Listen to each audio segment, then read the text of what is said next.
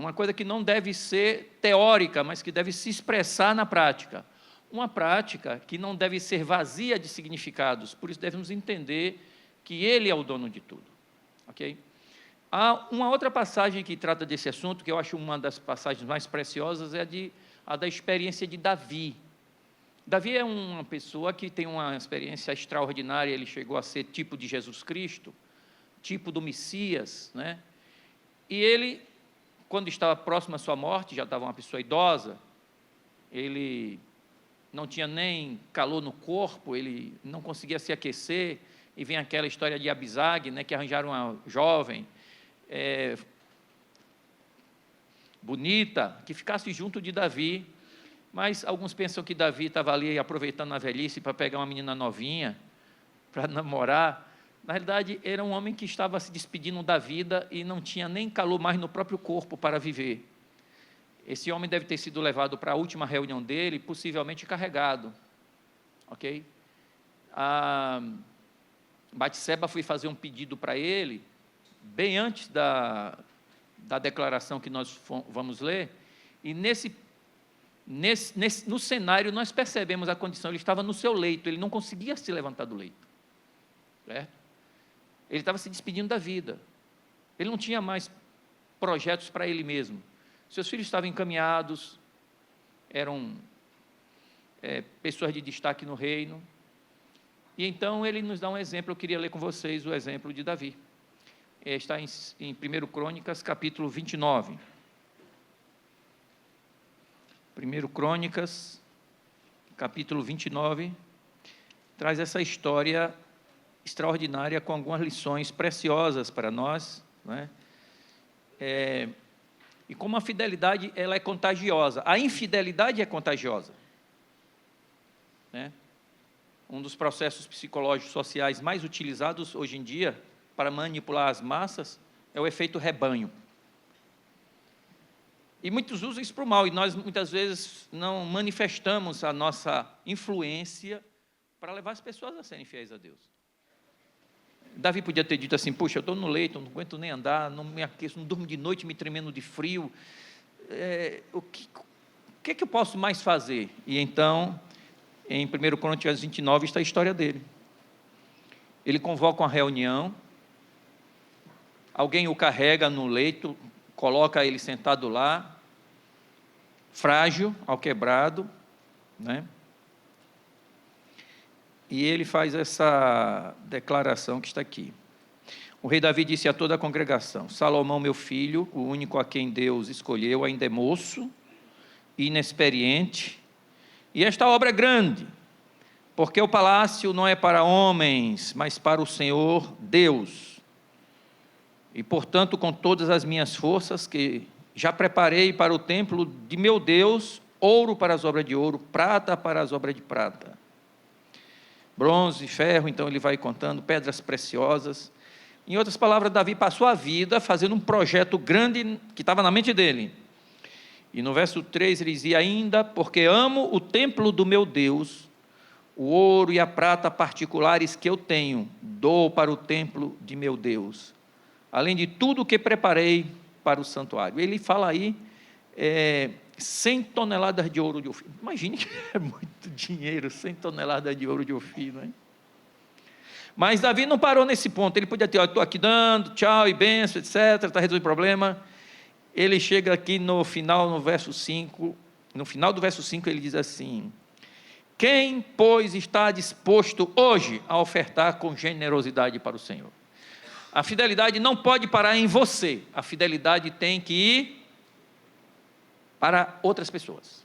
E você e eu somos encarregados de transferir esse espírito, como Ézer faz, do jeito dele, transformando pela alquimia, não é, da fé e da experiência dele, transformando ladrões em ladrões. Milagre da transformação. Então você não pode parar em você, é ser fiel sozinho, a vida inteira. Mas aí você tem que se preocupar, e o que é que você está fazendo para os outros? Muitas pessoas estão se perdendo porque são infiéis a Deus. E Davi nos ensina isso aqui, o oficial de igreja. Eu sempre segui esse negócio aqui, Davi, quando era distrital. Você faz seu pacto com Deus, você conversa com os anciãos da igreja, você conversa com os oficiais da igreja, você marca um programa, você faz um período de semana de mordomia, ou anúncios dizendo que vai ter um dia especial. Então você vai lá à frente, você faz a sua oferta, faz o seu pacto, depois do sermão, e vocês, quantos oficiais aqui querem fazer? E vem. E os anciãos, e os diáconos? E então agora os irmãos também vêm. Você pode ser uma influência se você imitar o exemplo de Davi. Esse exemplo é um exemplo extraordinário. E então o povo é contagiado com essa experiência de Davi, e a Bíblia diz que o povo se alegrou e o povo fez uma oferta extraordinária. E Davi começou um projeto com isso aí, que se tornou um dos projetos, talvez o projeto evangelístico mais duradouro de todos os tempos. Porque você tem catedrais na Europa que tem 1000 anos, 2000 anos, mas são catedrais que estão mortas, são monumentos históricos, arqueológicos. Mas o templo de Salomão, que começou com a oferta de Davi, se tornou um centro evangelístico que durou 1000 anos. Ele foi destruído, mas a finalidade dele era tão nobre, era tão significativa, que ele foi reconstruído e continuou o projeto, e por cerca de 1000 anos, Davi, depois de morto, continuava salvando almas e incentivando a liberalidade, porque ele organizou o sistema da Casa do Tesouro, ele organizou o sistema administrativo do templo, ele organizou todo o projeto evangelístico de Israel e construiu um enorme pátio para receber os gentios. Foi por isso que Jesus, quando esteve na terra, ele derrubou aquelas mesas dos cambistas, etc., porque no projeto de Davi, aquele pátio era o grande pátio para os projetos evangelísticos do templo, para receber os gentios. Por isso Jesus, a minha casa será chamada casa de oração para todos os povos. E essa é a conclusão da perícope, do trecho bíblico que está lá em Isaías 56, 1 a 7, vocês poderão ler aí, ou ler depois, em que Deus faz um apelo para os gentios, dizendo que os gentios que guardassem o sábado e abraçassem a sua aliança, que não são judeus, que muitos dizem que o sábado é só para os judeus, os gentios que abraçassem a sua aliança e guardassem o sábado, teriam um nome melhor do que o de filhos e filhas, um nome eterno eu darei a cada um deles, que nunca se apagará. Agora imagine que a pessoa morre, e 1000 anos depois que a pessoa morre, o seu projeto continua salvando almas. A fidelidade pode fazer projetos até para depois da morte. Você já pensou em fazer um projeto para salvar a alma depois da morte? Já pensou em escrever um livro de testemunho da sua vida, de fidelidade a Deus? Você já pensou em fazer uma economia para, na sua aposentadoria, ou depois de alguns anos, mesmo que seja antes de morrer, você construir um centro evangelístico, construir uma igreja? Você já pensou em fazer um projeto tipo Davi? E você não precisa fazer sozinho, você pode dar a sua parte e ainda convidar outras pessoas para contribuir como Davi fez. Quantos querem participar? E ter uma visão grandiosa da obra de Deus? Chamar as pessoas para entender a poesia divina que é o Evangelho, que encanta, que emociona e que salva. Eu contei na reunião que estávamos tendo anterior a essa, que o czar da Rússia entrou num canteiro de obras, encontrou um homem e perguntou: o que você está fazendo aqui? E ele disse: eu estou assentando tijolos. Era a construção de uma catedral. E aí ele andou, outro respondeu para ele com a mesma pergunta, ele disse: eu estou ganhando pão de cada dia. E depois de andar mais um pouco, o czar perguntou, o rei da Rússia, né, imperador da Rússia, melhor dizendo, e o terceiro cidadão disse, olhou para o céu, levantou os braços: eu estou, majestade, construindo uma grande catedral. Todos os três estão fazendo a mesma? Mas quem é que tinha uma vida mais plena, mais significativa, mais inspiradora, mais poética, mais cheia de fé e de esperança? Terceiro. O que é que nós pensamos da igreja? Tem muita gente que pensa na igreja: não, estou aqui dando meu dízimo, eu estou aqui ajudando a pagar as despesas. Eu tenho uma grande catedral para Deus. Almas estão sendo salvas no planeta inteiro, para a honra e glória de Deus. E Davi continua o seu discurso, um discurso extraordinário. Esse é um capítulo de teologia da fidelidade. E aí, quando chega aqui no versículo 14, ele diz assim: porque quem sou eu e quem é meu povo, para que pudéssemos dar voluntariamente estas coisas? Porque tudo vem de ti, e nós só damos o que vem das tuas mãos. Tem tradução que diz, da tua mão tu damos. Quer dizer, Deus abre a mão e nós temos tudo. Aí nós pegamos o que Deus nos deu, que está na mão dele, e tiramos o dízimo de oferta e depois colocamos na mão dele, só em outro lugar. Nós tiramos aqui, Deus deu a riqueza aqui, nós pegamos daqui e colocamos na própria mão de Deus, é que acontece tudo. Agora alguns recebem da mão de Deus e não tiram para devolver para Deus o que já é de Deus, a fim de que Deus teste nosso caráter e desenvolva a nossa fé e a nossa fidelidade. O que é de Deus? Eu peguei um avião lá de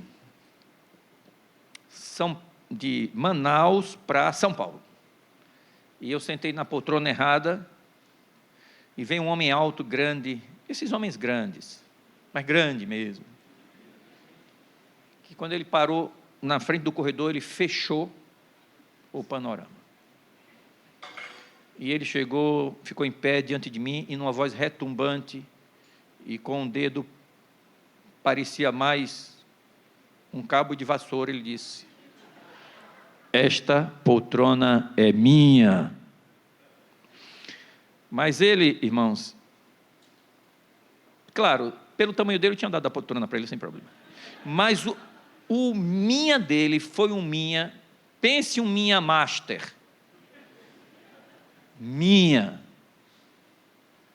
Eu pedi desculpa, me retirei, sentei do outro lado e fiquei pensando, fazendo minhas reflexões, né, antes do voo, e comecei a pensar, rindo baixinho, cá comigo mesmo. Eu fiquei pensando, eu quero ver se na hora que ele desembarcar, se ele vai levar essa poltrona com ele. Só que agora, eu quero ver se ele vai levar. Ele disse, a poltrona é minha. Ele falou, minha, então, não foi um minha humilde, foi um minha, super minha. Então eu quero ver se ele vai levar. E aí eu comecei a pensar que a Novo Tempo está certa. A minha vida é uma viagem. Minha vida é uma viagem. Eu pensei no planeta Terra como uma grande aeronave que pertence a Deus, a Companhia Divina de Aviação. Pastor, quando não tem o que fazer no avião, começa a pensar coisa, né? A Companhia Divina de Aviação. O planeta é uma aeronave. Tudo aqui é de Deus, Ele é o dono da companhia. E a aeronave está viajando no espaço, fazendo uns dias, meses, anos, até a volta de Jesus. Nós estamos nessa grande viagem. E todos os dias nascem passageiros. E os passageiros recebem poltronas. Recebem um colo, recebem fraldas, bicos, né? Carrinho de bebê, e vai, o passageiro é usuário, e a roupa vai ficando para os irmãos, o carrinho vai dando para os primos, ou para uma entidade, outros vão usando, e ele vai avançando, e as roupas vão se perdendo, e vão doando essas roupas para outras pessoas, e o passageiro está na sua viagem, ele está na sua viagem, e ele cresce, e o passageiro então começa a trabalhar, ele tem a sua conta, ele diz, minha conta bancária, meu salário, minha mulher, meu carro, meu marido, minha casa, minha fortuna, minha fazenda, minha, e a aeronave vai voando. E aí um belo dia, o passageiro tem que desembarcar no aeroporto de Madeira.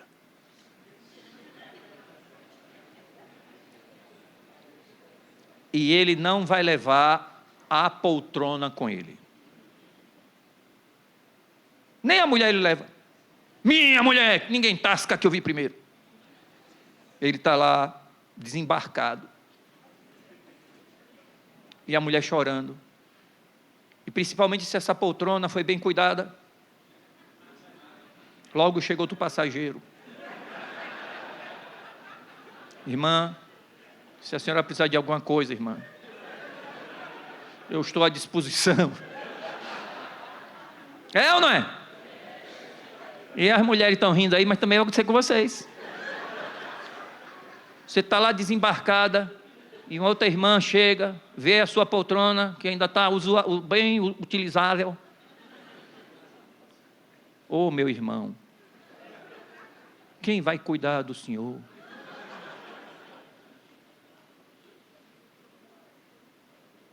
Nada é nosso, nós somos apenas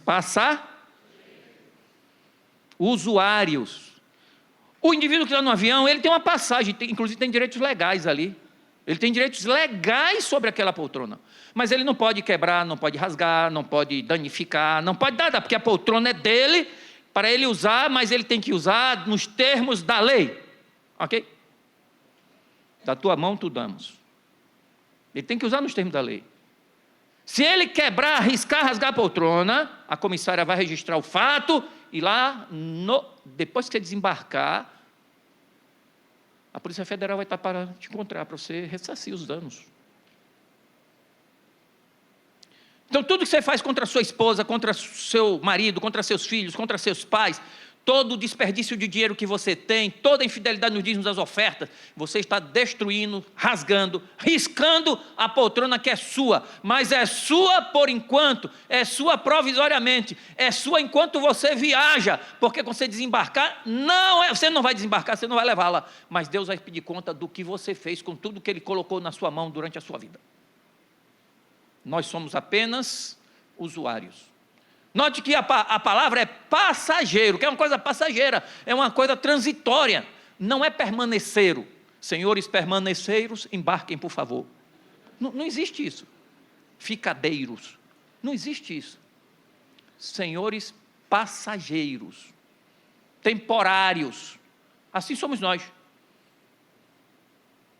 Tudo é teu e da tua mão te damos. Não há vaidade, não há orgulho, não há arrogância em devolver dízimo e oferta, em cantar, em pregar, em visitar, em trabalhar para a obra, em fazer tudo que é de Deus. Porque, como disse, tudo é de Deus. Nós apenas estamos talentos, as habilidades, as capacidades. Deus chega, abre a mão e diz, você canta. Ele abre a mão e diz, você vai tomar conta da programação. Ele abre a mão e diz, você vai pregar. E ele abre a mão e diz, agora eu vou lhe dar uma empresa, viu, Ézer? Está aqui a empresa, Ézer. E ainda vou lhe dar uma habilidade, você vai ensinar o pessoal a não ser ladrão. Tome isso. Cada um recebe uma parte da propriedade de Deus. Você vai ser administrador da obra, você vai ser pastor, você vai ser dona de casa, vai criar seus filhos. Todo mundo recebe a propriedade de Deus e vai ter coisas físicas e não físicas, coisas tangíveis e intangíveis. Cada um recebe um corpo físico, aqui está o corpo, e seu corpo é sua poltrona. Meu corpo. Não, o corpo pertence a Deus, você é apenas um usuário. Deus vai resolver um dia tirar essa poltrona daí e fazer outra nova, e você não vai ter mais corpo, a não ser que você seja fiel a Deus, você aceite a Jesus como seu Salvador, aí Ele ressuscita e reforma a poltrona toda, você ressuscita com um novo corpo para a vida eterna em Cristo Jesus. Tudo pertence a Deus. Em Salvador, existe um problema de comer ou não comer acarajé.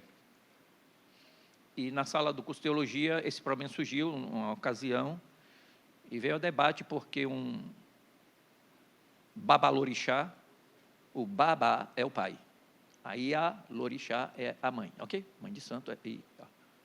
E um babalorixá deu uma entrevista na rádio e ele estava explicando com muita propriedade, com muita lógica, ele explicando na concepção dele, de que ninguém podia comer acarajé,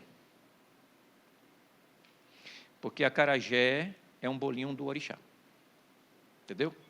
Mesmo acarajé que é feito em casa, se você comprar o feijão fradinho, você mesmo fizer acarajé, porque aquele acarajé veio a existir para ser do orixá. E aí ficou aquele dilema, afinal de contas, come ou não come? Aí eu pensei, não, carne sacrificada aos ídolos, quem come não condena quem não come, certo? Não há proibição, a única proibição de comer alguma coisa são alimentos imundos, coisas que fazem mal para a saúde, etc. E tal. Não, mas ali o homem disse, ele disse, olha, tudo pertence a Deus. A mulher pegou um banquinho de madeira, madeira que vem de uma árvore que pertence a Deus. E ela vestiu um vestido branco, vestido de tecido que pertence a Deus. E ela pegou um fogareiro com fogão, com carvão feito de ferro, botou querosene, que tudo pertence a Deus. E botou uma panela de alumínio, e botou azeite, cebola, que pertencem a Deus. E pegou o feijão faradinho e tirou a casca. Moeu e fez uma pasta. Botou coentro, cebolinha, sal, que pertencem a Deus. Fritou no azeite, de Deus. E quando saiu dali, saiu um bolinho, que é de Deus. Eu não como bolinho de orixá, eu como bolinho de Deus. Porque tudo está na mão de Deus, e da tua mão, você pode botar o rótulo que tiver, você pode botar o rótulo, esse carro é meu, ele é de Deus. A minha vida é minha, o rótulo você tem direito de colocar, mas o dono verdadeiro é Deus. Você pode pegar um bolinho, esse bolinho é de orixá, mas pertence a Deus. Essa concepção de que tudo pertence a Deus é uma cosmovisão, é uma forma de ver o mundo. Nós não somos evolucionistas, não somos marxistas, não somos existencialistas, nós somos adventistas. Aguardamos a breve volta de Jesus, que é o verdadeiro dono. Ele é o dono. E a palavra Senhor que nós lemos nesse texto bíblico é a palavra, o tetragrama sagrado. Tanto aqui como lá em Salmo 24. Salmo 24 é as 4 letras sagradas, que é transliterada como Javé, Jeová, Yavé. E há uma briga muito constante em Jeová, né? Com todo respeito, e eles insistem que tem aquela pronúncia, se você não falar aquilo ali, Deus não sabe que é ele, que você está falando com ele. Eu acho coisa muito estranha, porque se minha neta ou minha filha me chamar, oi, ai, pai, ou me chamar de qualquer forma, pelo meu nome e por qualquer forma, eu entendo a voz dela, eu me viro imediatamente, não quero saber se ela está dizendo o meu nome certo ou dizendo o meu nome errado. Eu nunca abandonaria minha filha ou minha neta por causa disso. Mas a palavra, o tetragrama sagrado que é usado aqui, os judeus, quando quiseram traduzir a Bíblia deles em hebraico para o grego, eles fizeram isso 200 anos aproximadamente antes de Jesus. E na hora que eles traduziram, essa Bíblia está até na internet aí, pode botar lá, Bíblia LXX, a Septuaginta. E aparece lá, foram os judeus que fizeram, não foi os cristãos. Jesus nem tinha nascido ainda no mundo, 200 anos. Eles traduziram em todo lugar que tinha as 4 letras sagradas, eles colocaram a palavra, eles traduziram para o grego, eles colocaram a palavra Kyrios, e a palavra Kyrios significa Senhor. Quer dizer, para os judeus, não é nem Javé, nem Yavé, nem Jeová, para eles, o tetragrama sagrado, a tradução é Senhor. Os apóstolos escreveram os evangelhos e as epístolas e citaram muitas vezes textos bíblicos do Antigo Testamento que tem um tetragrama sagrado. Na hora de citar o tetragrama sagrado, eles não ficaram com essa discussão que fica que o nome de Deus tem assim, São Deus novo e sua oração, não sei o quê. Eles tiraram tudo aqui e botaram Senhor, Kyrios. Então, quando alguém vem com essa discussão, você diz assim, os judeus não entendem assim, nem os apóstolos entenderam assim. Porque tanto nas epístolas, nos evangelhos, quando eles citam o tetragrama sagrado, eles substituem o tetragrama sagrado pela palavra Kyrios em grego, que a palavra Kyrios significa Senhor. Pois bem, em 1 Coríntios capítulo 12, verso 3, o apóstolo São Paulo, ninguém vai dizer que Jesus é Senhor, a não ser pelo Espírito Santo. Jesus é o Kyrios, Jesus é esse que é o dono de tudo. Cadê o PowerPoint que eu... Cadê o PowerPoint? O PowerPoint, eu gosto muito desses 3, mas é isso aí. Deus é o verdadeiro dono de tudo. Deus é o verdadeiro dono de tudo. Essa consciência, ela não pode desaparecer da nossa mente e do nosso coração. Deus é o verdadeiro dono de tudo. Jesus, toda passagem que está no Novo Testamento, que se refere a Jeová, no contexto de falar de Cristo, ele pega a passagem que fala de Jeová, ou de Javé, depende das traduções que existem pelo mundo afora, eles tiram isso aí e botam Kyrios, e no lugar de Kyrios, aliás, o Kyrios que está ali está se referindo a Jesus. Para os escritores do Novo Testamento, Jesus é o Kyrios, e isso você só tem consciência pelo poder do Espírito Santo. É uma conversão, você pode falar para a pessoa 1000 vezes, se vocês estão aqui e acreditam que Jesus é o Senhor, Jesus é o Criador, é o Verbo que fez todas as coisas, isso não foi por esforço intelectual, isso não foi por academicismo, isso não é porque vocês são inteligentes, isso é porque o Espírito de Deus revelou e vocês aceitaram essa revelação, portanto vocês são filhos e filhas de Deus. E os filhos e filhas de Deus reconhecem que Ele é o dono de tudo. Quantos gostariam de dizer, Senhor, me ajude a entender isso? Eu quero que o Espírito de Deus revele isso para mim, eu quero viver isso. Eu quero entender que eu sou apenas um passageiro. Eu sou um usuário das tuas coisas. E o Senhor quer que eu me lembre disso. E o processo mnemônico, o processo de memória que o Senhor usa para que eu me lembre que o Senhor é dono de tudo, é quando eu devolvo dízimos e ofertas. É Deus lhe lembrando todo dia, eu sou o dono de tudo.